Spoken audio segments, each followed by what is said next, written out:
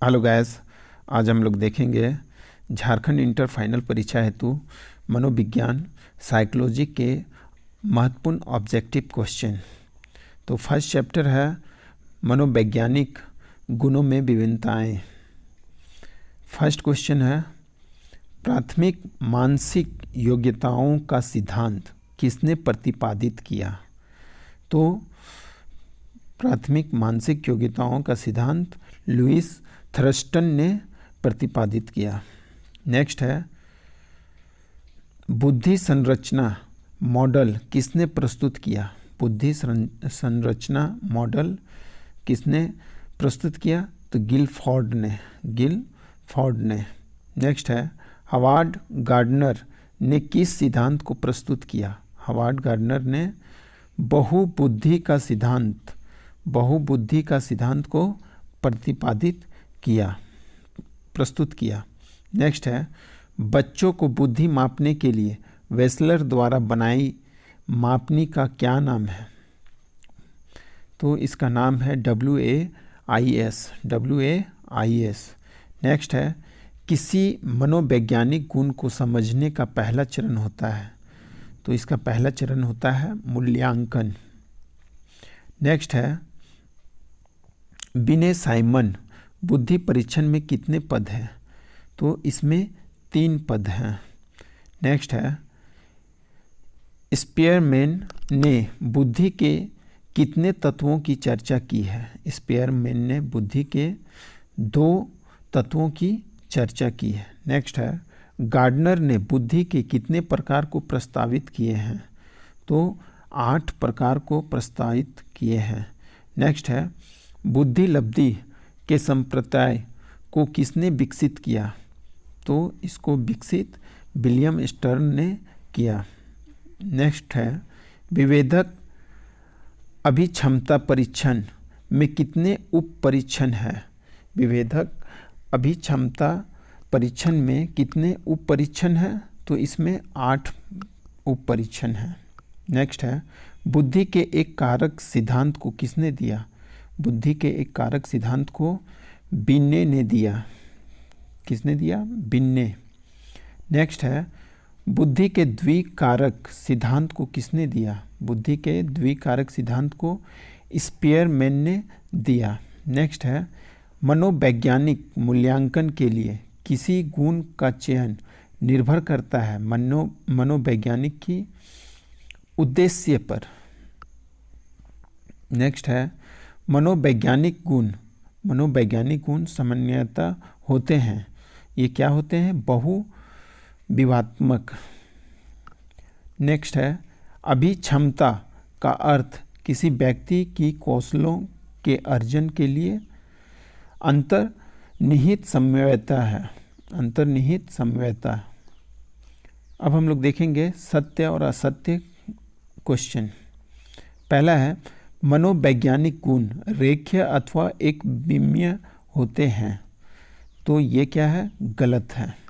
Next है, जीवन के प्रत्येक क्षेत्र में व्यक्ति की सफलता की प्राप्ति का संबंध मात्र बुद्धि परीक्षणों पर उनके प्राप्तांकों से होता है।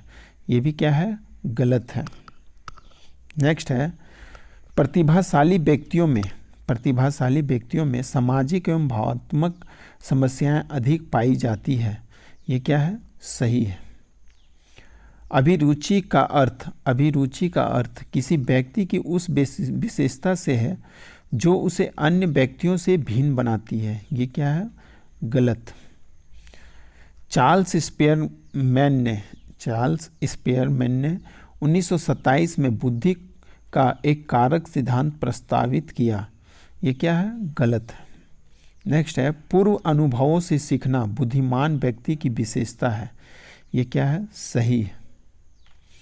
नेक्स्ट है, अधिकांश व्यक्तियों की बुद्धि लब्धि 90 से 110 के बीच होती है। ये क्या है? सही है। नेक्स्ट, टर्मन ने 1920 के दशक में पाया कि अधिक बुद्धिमान व्यक्ति आवश्यक रूप से सृजनशील होता है। ये क्या है? गलत। नेक्स्ट, सृजनात्मकता तथा बुद्धि में सकारात्मक संबंध है। ये क्या है? सही। अब हम लोग देखेंगे नेक्स्ट चैप्टर आत्म एवं व्यक्तित्व। आत्म एवं व्यक्तित्व। पहला क्वेश्चन है, व्यक्तित्व को अंतर्मुखी एवं बाह्यमुखी श्रेणी में किसने विभक्त किया है?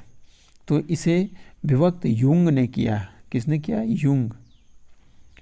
नेक्स्ट है, फ्रायड व्यक्तित्व की मौलिक इकाई मानते हैं। फ्रायड व्यक्तित्व की मौलिक इकाई किसे मानते हैं? तो मूल प्रवृत्तियों को। नेक्स्ट है, गुसेल व्यक्तित्व में प्रधानता पाई जाती है। किस चीज़ की प्रधानता पाई जाती है? पीले पीत का। नेक्स्ट है, आलपॉट के अनुसार व्यक्तित्व की संरचना की मूल इकाई है। तो व्यक्ति की मूल इकाई की संरचना क्या है? संरचना की मूल इकाई व्यक्तिशील गुण। नेक्स्ट है, केटेल ने शील गुणों को मापने के लिए निम्न में से कौन सी प्रश्नावली का निर्माण किया? तो 16 PF प्रश्नावली का निर्माण किया। नेक्स्ट है, आत्म को किस रूप से समझा जा सकता है? आत्म को किस रूप से समझा जा सकता है? आत्मगत एवं वस्तुगत से समझा जा सकता है। नेक्स्ट है, निम्नांकित में से कौन आत्मनियंत्रण के लिए मनोवैज्ञानिक तकनीक है? तो मनोवैज्ञानिक तकनीक अपने व्यवहार का परीक्षण, आत्मानुदेश, आत्मप्रबलन, उपयुक्त सभी। नेक्स्ट है, यूंग ने व्यक्तित्व को कितने वर्गों में बांटा है? यूंग ने व्यक्तित्व को कितने वर्गों में बांटा है? तो इसने 2 वर्गों में बांटा है। नेक्स्ट है, व्यक्तित्व का शील गुण क्या है? व्यक्तित्व का शील गुण क्या है? तो व्यवहार का विशिष्ट तरीका। नेक्स्ट है, रोसा मसीलक्षण परीक्षण में कितने मसीलक्षण होते हैं? तो इसमें 10 मसीलक्षण होते हैं। नेक्स्ट है, कथानक संप्रत्यक्षण परीक्षण को किसने विकसित किया? तो इसे विकसित मॉर्गन और मरे ने किया। नेक्स्ट है, रोजेनज्विक का चित्रगत कुंठा अध्ययन को किसने विकसित किया? तो इसे विकसित रोजेनज्विक ने किया। नेक्स्ट है, जोधपुर बहुपक्षीय व्यक्तित्व सूची को किसने विकसित किया? जोधपुर बहुपक्षीय व्यक्तित्व सूची को मलिक एवं जोशी ने विकसित किया। नेक्स्ट है, MMPI-2 में कितने कथन हैं? MMPI-2 में कितने कथन हैं? तो इसमें 567 कथन हैं। नेक्स्ट है, 16 PF को किसने विकसित किया? 16 PF को कैटेल ने विकसित किया। नेक्स्ट है, व्यक्तित्व का निर्माण करने वाले मूल तत्वों की खोज करता है। व्यक्तित्व का निर्माण करने वाले मूल तत्वों की खोज विशेषक उपागम के द्वारा किया जाता है। नेक्स्ट है, रोसा मसीलक्षण परीक्षण किसने विकसित किया? रोसा मसीलक्षण परीक्षण किसने विकसित किया? तो इसको विकसित हरमन रोसा ने किया। नेक्स्ट है, स्वावास्तविकरण का सिद्धांत किसने दिया? तो मास्लो ने इस सिद्धांत को दिया। नेक्स्ट है, एक प्रेक्षक की रिपोर्ट में जो प्रदत्त होते हैं वे कैसे प्राप्त होते हैं? एक प्रेक्षक की रिपोर्ट में जो प्रदत्त होते हैं वे कैसे प्राप्त होते हैं? तो साक्षात्कार से, प्रेक्षण और निर्धारण से, नाम निर्देशन से, उपयुक्त सभी। तो ये उपयुक्त सभी होंगे। संरचित साक्षात्कारों में किस प्रकार के प्रश्न पूछे जाते हैं? तो इसमें अत्यंत विशिष्ट प्रकार के प्रश्न पूछे जाते हैं। नेक्स्ट है, पर्सनालिटी व्यक्तित्व शब्द लैटिन के किस शब्द से बना है? तो ये बना है पर्सोना से। किससे बना है? पर्सोना से। स्व का विकास खाली स्थान के उम्र में होने लगता है, तो ये 2 वर्ष में होने लगता है। नेक्स्ट है, यह वक्तव्य कि मैं ईश्वर में विश्वास करता हूँ दर्शाता है। ये क्या दर्शाता है? व्यक्तिगत अनन्यता। नेक्स्ट है, यह वक्तव्य कि मैं हिंदू हूँ दर्शाता है। ये क्या दर्शाता है? सामाजिक अनन्यता को। नेक्स्ट है, व्यक्ति का अपने बारे में मूल्य निर्णय कहलाता है। व्यक्ति का अपने बारे में मूल्य निर्णय क्या कहलाता है? आत्मसम्मान। नेक्स्ट है, व्यक्तित्व का प्रारूप विज्ञान। व्यक्तित्व का प्रारूप विज्ञान किसने प्रस्तावित किया? व्यक्तित्व का प्रारूप विज्ञान हिपोक्रेटस ने प्रस्तावित किया। अब हम लोग देखेंगे सत्य और असत्य कथन। पहला है, भारतीय संस्कृति में आत्म और समूह में काफ़ी दूरी बनी रहती है। ये कथन क्या है? गलत है। व्यक्तित्व का तात्पर्य व्यक्ति के शारीरिक एवं बाह्य रूप से होता है। ये क्या है? गलत। नेक्स्ट है, फ्रॉयड मानसिक रोगों का कारण दमित इच्छाएं मानता है। ये कथन क्या है? सही है।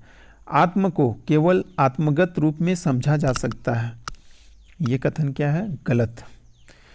इदम अहम परहम को मानव मस्तिष्क में देखा जा सकता है। ये क्या है? कथन गलत।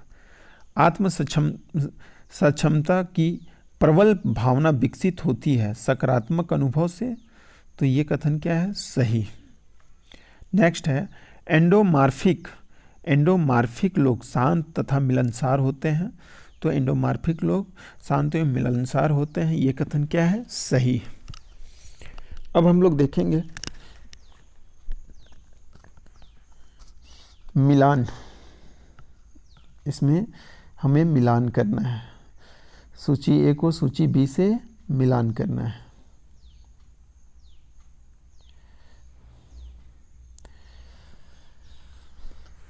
पहला है